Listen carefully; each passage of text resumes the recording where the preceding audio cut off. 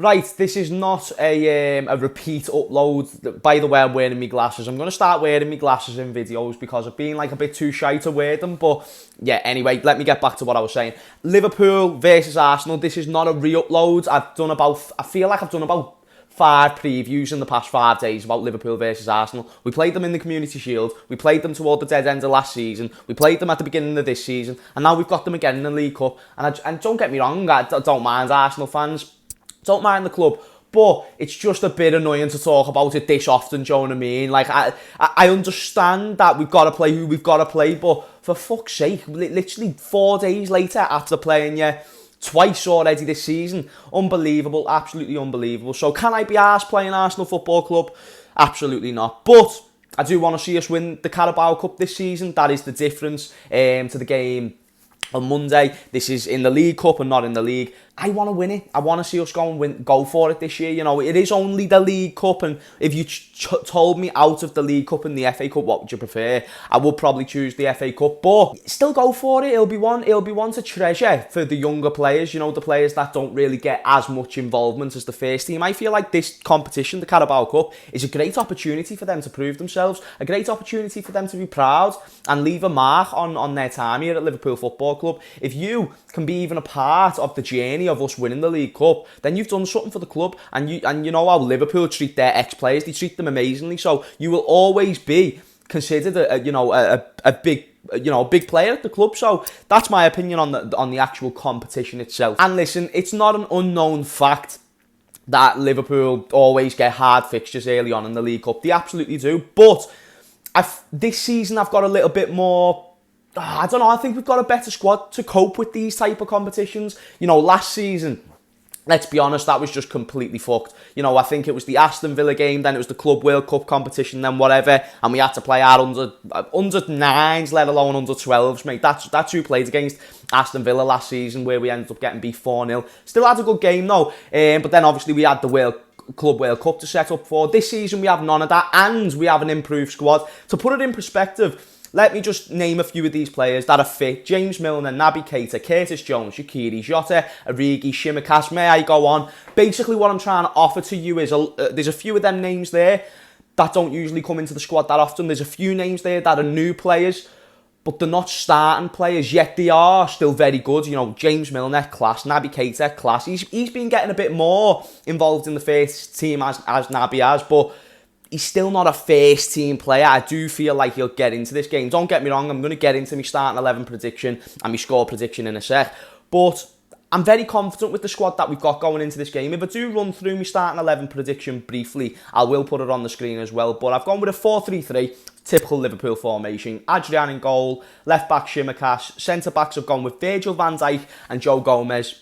Don't change it. Don't bring in any young centre-back. I feel like Arsenal will be too dangerous. I do feel like Arsenal will change the team a little bit. Of course, every team has got to in this competition. But I don't see them heavily rotating to the point where it's going to be too far away from their first team. I could be wrong, but that's just my opinion. So I'm going to go with our strongest centre-back partnership. And right back, I'm going with Nico Williams. Someone who I feel was very unfairly treated in the Lincoln game. I don't feel like he should have got the stick and the abuse that he did end up getting. He's a young kid, and you forget. It seems like when a player has an under par performance, you forget all the great performances they've had before that. Is this an ideal game for Nico Williams? No. Does he need to improve defensively? Yes. But remember Trent? Did you remember our man Trent, who's literally like our number one right back and is like the best right back in the world? Back him, support him, do you know what I mean, lad? There's no point. Like, if you're not going to support a player when they're playing bad, then why are you going to support them when they're playing good? Like, you can give a player stick and you can give them constructive criticism, but that was just out of order for Nico Williams, mate. And I think he will start, and I actually hope he starts. And regardless of the performance, I just want to see the kid get minutes. I actually think he's a really good footballer. Midfield, James Milner, Naby Keita and Curtis Jones. That's what I think we're going to set up with. I don't see with Thiago possibly coming back. Obviously he's came out and COVID and stuff like that, insane, but that doesn't mean, at least it's not like an arm injury or a leg injury that's going to keep him out for multiple weeks. So I think Thiago will be introduced back into the team on the weekend against Villa. Therefore we're going to move Naby Keita back into this team. And I think he's going to play next to James Milner and Curtis Jones. Curtis Jones, who had a great game against Lincoln. James Milner, I think he'll probably captain this side on the day.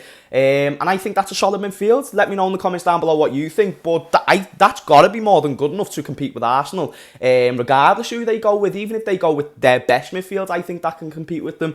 Obviously, have the stronger options on the bench in case people like Curtis Jones isn't quite shining as he was against the Lincoln. But I think this could be a good game for Curtis Jones, especially if he can maybe get a moment or two that can, open our eyes a little bit more to what he can do against a bigger Premier League club.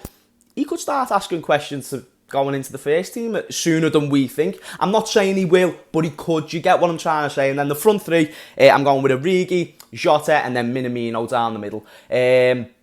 Obviously, you can play that however, you can move them round however way you want. Jurgen Klopp will decide to do that. But I do see them three starting up front. I don't see any of our normal front three in Mane, Salah and Firmino starting.